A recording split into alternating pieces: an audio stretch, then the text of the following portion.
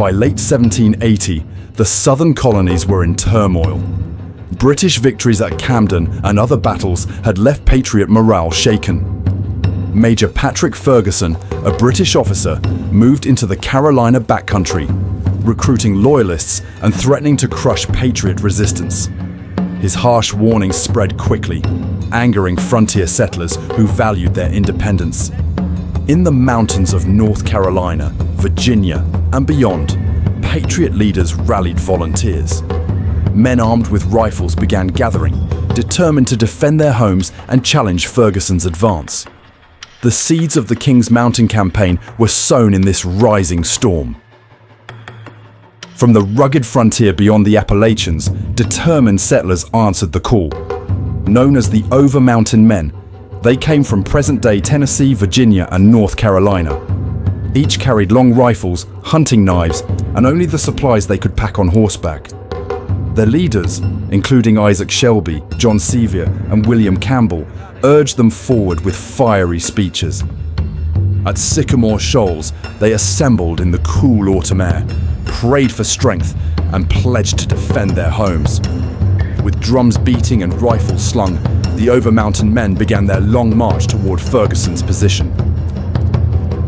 The Over Mountain Men began their grueling trek across the Blue Ridge Mountains. Trails were steep, narrow, and often slick with autumn rain.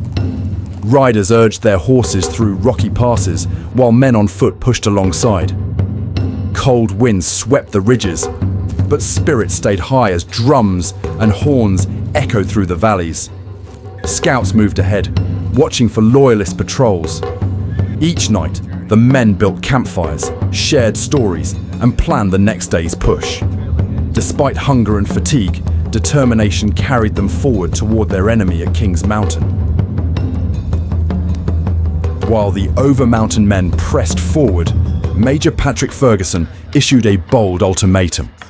He warned the frontier settlers that if they did not lay down their arms, he would march his loyalist force into the mountains and destroy their homes. His message spread quickly, fueling anger and resolve. Rather than frighten the settlers into submission, Ferguson's words hardened their determination. Leaders like Campbell and Sevier urged their men to press on, declaring that they would meet Ferguson on their own ground and prove that the frontier could not be intimidated. Determined not to let Ferguson escape, the Over Mountain Men quickened their march.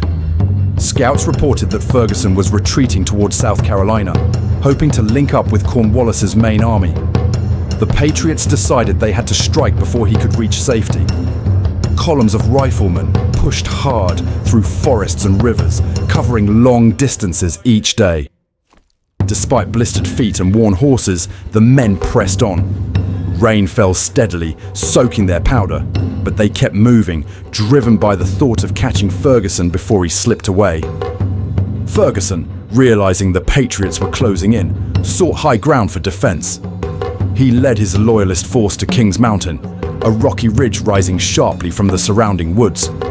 Confident in the position, he believed the steep slopes would protect his men from attack. Wagons and tents were set along the ridge as the red-coated loyalists prepared for battle. Ferguson encouraged his men, declaring that no enemy could dislodge them from such a stronghold. Yet, the very hill he chose would soon become a trap, surrounded on all sides by determined patriots. As Ferguson's loyalists settled into their camp, the Patriots spread out through the woods below. Leaders divided their men into groups, each assigned to attack from a different side of the ridge. The plan was simple: surround the mountain and press upward, giving the Loyalists no way to escape.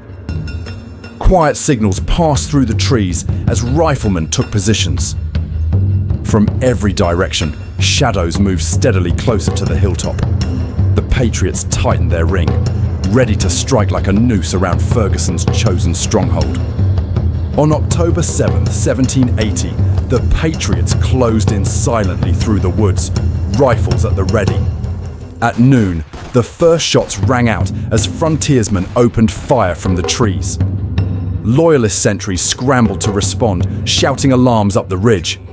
Ferguson mounted his white horse, blowing a silver whistle to rally his men. The Loyalists fired volleys downhill, smoke rolling through the forest, but the Patriots pressed forward from all sides. The crack of rifles and shouts of battle echoed as the struggle for Kings Mountain erupted in full force. The Patriots surged up the steep slopes of Kings Mountain, using trees and rocks for cover.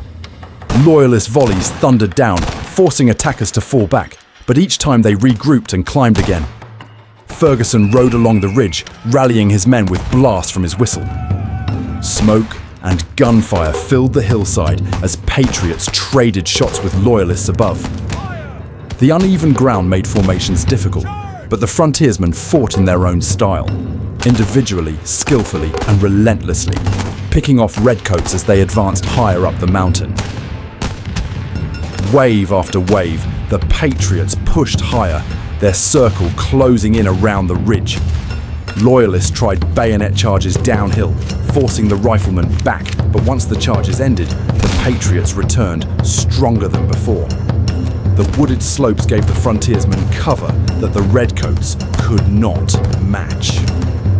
Every time Ferguson's men fired a volley, sharpshooters picked them off from hidden positions. Gradually, the Loyalist defensive line shrank, their space on the ridge growing smaller.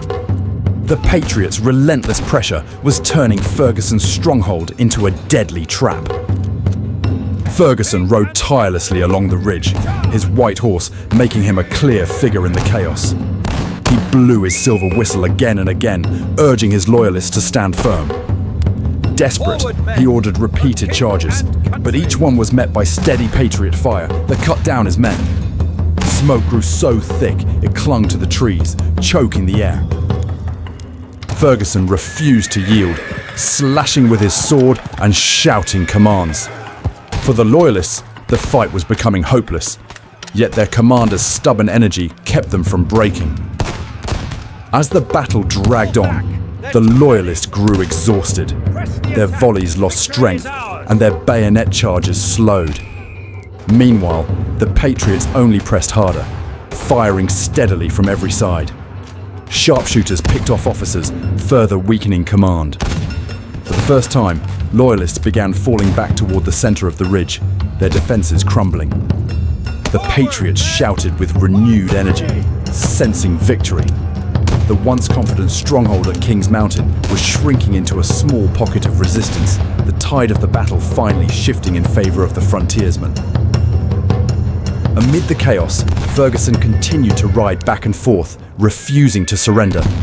His white horse made him an unmistakable target as Patriots closed in from every side. He waved his sword defiantly, trying to rally the last of his men. Shots rang out, striking him down from the saddle. His officers rushed to protect him, but it was too late. Ferguson's fall shattered Loyalist morale. Without their commander, many began throwing down arms, realizing the fight was lost and the mountain could no longer be held. With Ferguson fallen, the Loyalist defense unraveled. Surrounded on all sides, many dropped their muskets and raised hands in surrender. Patriots moved quickly up the ridge, securing prisoners and gathering abandoned weapons. The once defiant Loyalist camp was filled with smoke, shouts, and the cries of the defeated. By afternoon, the battle was over. The Patriots had won a stunning victory. Nearly the entire Loyalist force was captured, their confidence shattered. Word of Kings Mountain spread quickly, proving that frontier riflemen could defeat Britain's best. The triumph lifted Patriot spirits across the South and marked a turning point in the Revolution's final phase.